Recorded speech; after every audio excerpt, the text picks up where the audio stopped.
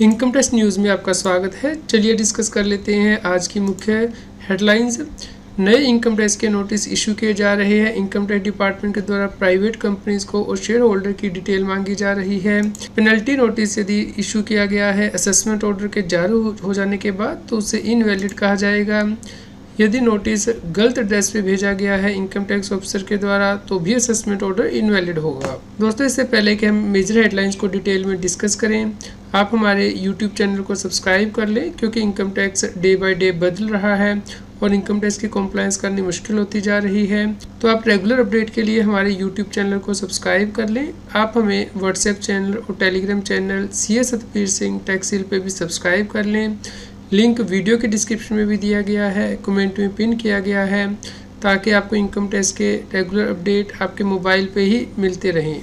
Income tax department के द्वारा private companies को, स्टार्टअप्स को नए इनकम टैक्स के नोटिस जारी किए गए हैं। इन नोटिस में इनकम टैक्स डिपार्टमेंट ने शेयर इशू से रिलेटेड डिटेल मांगी है कि किन शेयर होल्डर को ये शेयर इशू किए गए हैं। जैसे कि आप यहाँ पे देख सकते हैं, नेम एड्रेस शेयर होल्डर का मांगा गया है कंपनी से। इसके अलावा पैन शेयर होल्डर के मांगे गए हैं। शेयर की फेस वैल्यू के हर प्रीमियम जिस पे के शेयर इशू किए गए हैं इसके बारे में पूछा गया है। इसके अलावा हर शेयर होल्डर को कितने शेयर अलॉट किए गए हैं इसकी डिटेल भी मांगी गई है, और हर शेयर होल्डर को कितनी वैल्यू के शेयर अलॉट किए गए हैं इसके बारे में पूछा गया है, और हर शेयर होल्डर से कितनी पेमेंट रिसीव की गई है इसके बारे में पूछा गया है। इसके अलावा शेयर होल्डर से रिलेटेड जो ITR है लास्ट 3 ईयर की, वो भी मांगी गई है, और कंपनी को कहा गया है कि वो ये प्रूव करें कि शेयर होल्डर की क्रेडिट वर्दीनेस है, यानी कि शेयर होल्डर के पास सोर्सेज हैं कंपनी को ये पैसा देने के लिए, जैसे कि शेयर एप्लीकेशन मनी या फिर शेयर प्रीमियम देने के लिए। तो यदि कंपनी ऐसा नहीं करती है तो उस केस में स्ट्रिक्ट एक्शन लिया जा सकता है इनकम टैक्स ऑफिसर के द्वारा। इसके अलावा वैल्यूएशन रिपोर्ट भी मांगी गई है, और वर्किंग जो अर्निंग पर शेयर है उसे कैसे कैलकुलेट किया गया है इसके बारे में भी पूछा गया है। इसके अलावा इससे पहले कब शेयर अलॉट किए गए थे और कितने प्रीमियम पे इशू किए गए थे इसके बारे में भी वर्किंग मांगी गई है। अर्निंग पर शेयर की डिटेल और शेयर प्रीमियम की डिटेल, और ईयर वाइज डिविडेंड जो डिक्लेयर किया गया है लास्ट 3 ईयर में इसकी डिटेल मांगी गई है, और जो दूसरी डॉक्यूमेंट या इन्फॉर्मेशन है इससे रिलेटेड वो भी मांगे गए हैं। तो इस प्रकार यहाँ पे कंपनीज को इन सब के बारे में इन्फॉर्म करना होगा। जैसा कि आपको पता है कि इनकम टैक्स एक्ट में ये प्रोविज़न है कि यदि आप किसी अमाउंट को एक्सप्लेन नहीं कर पाते हैं तो उस केस में इनकम टैक्स ऑफिसर उसे आपकी इनकम मान के उसके ऊपर टैक्स लगा देता है, अनएक्सप्लेन क्रेडिट मान के। तो इसीलिए अब इनकम टैक्स डिपार्टमेंट के द्वारा डिटेल में स्क्रूटनी की जा रही है ऐसी कंपनीज की जो कि शेयर एप्लीकेशन मनी लेती हैं या फिर फ्रेश शेयर इशू करती हैं प्रीमियम पे शेयर होल्डर को। तो क्या income tax officer share holder से इसकी डिटेल मांग सकता है? जी हाँ दोस्तों, इसके लिए इनकम टैक्स एक्ट में प्रोविज़न दी गई है कि सोर्स ऑफ द सोर्स को भी एक्सप्लेन करना होता है। यानी कि यदि कोई व्यक्ति लोन लेता है या बोरविंग लेता है किसी भी व्यक्ति से, तो उस केस में इनकम टैक्स ऑफिसर उस व्यक्ति से भी पूछ सकता है जिसने के लोन दिया है कि वो बताए कि उसके पास पैसा कहाँ से आया है। इस प्रकार उसे अपना सोर्स एक्सप्लेन करना होता है। तो यहाँ पे शेयर होल्डर को एक्सप्लेन करना होगा कि उनके पास पैसा कहाँ से आया, जिससे कि उन्होंने ये पैसा कंपनी में इन्वेस्ट किया, यानी कि शेयर एप्लीकेशन मनी में या फिर शेयर प्रीमियम के रूप में जो उन्हें शेयर अलॉट हुए हैं। और यदि असेसिंग ऑफिसर सेटिस्फाई हो जाता है तो उस केस में ही ये एडिशन नहीं की जाती है, अदरवाइज इसे अनएक्सप्लेन्ड क्रेडिट मान लिया जाता है और इसके ऊपर टैक्स लगाया जाता है। चलिए दोस्तों, बढ़ते हैं हम अपनी अगली खबर की तरफ, यानी कि यदि पेनल्टी नोटिस जारी किया गया है इनकम टैक्स में असेसमेंट ऑर्डर के जारी हो जाने के बाद उसे इनवैलिड कहा जाएगा। इसके लिए ITAT चेन्नई ने इंपॉर्टेंट डिसीजन दिया है। यहाँ पे असेसमेंट ऑर्डर 13 दिसंबर 2019 को पास हो चुका था और पेनल्टी नोटिस उसके बाद जारी किया गया था, यानी कि 19 दिसंबर 2019 को।